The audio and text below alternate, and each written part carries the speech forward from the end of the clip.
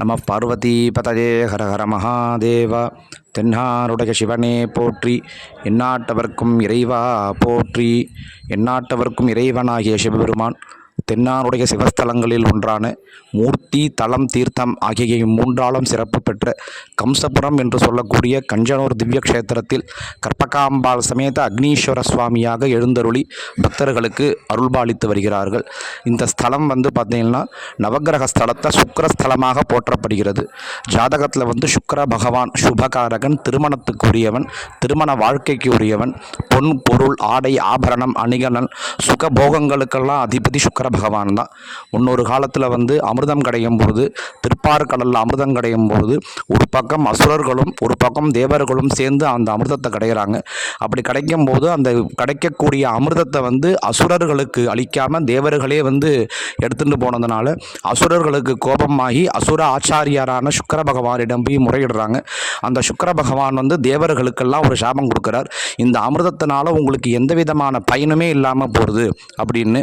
உடனே தேவர்கள்லாம் சிவபெருமான்கிட்ட போய் முறையிடும்போது சிவபெருமான் சொல்றார், கம்சபுரம் அப்படிங்கிற ஒரு க்ஷேத்திரம் இருக்கு. காவிரி உத்தரவாகினியாக ஓடும்.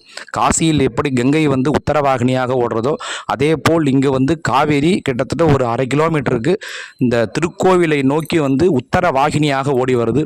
அந்த ஸ்தலத்திலே போய் சிவபெருமானை வழிபட்டு ஆராதித்தால் அந்த சுக்கர சாபமானது நிவர்த்தியாகும் அப்படின்னு சிவபெருமான் சொல்றார்.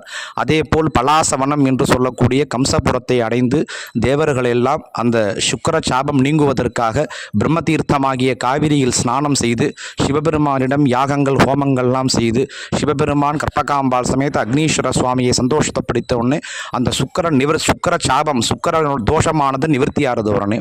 அதனால இந்த ஸ்தலத்தில் ஜாதகத்தில் ஏற்படக்கூடிய அனைத்து விதமான சுக்கர தோஷங்களும் சுக்கர பரிகாரங்களும் இந்த ஸ்தலத்தில் சிவபெருமானை வழிபடுறதுனால ஜாதகத்தில் சுக்கரனால் ஏற்படக்கூடிய தோஷங்கள் அனைத்தும் இந்த ஸ்தலத்தில் நிவர்த்தியாகும் அப்படிங்கிறது ஸ்தல வரலாறு.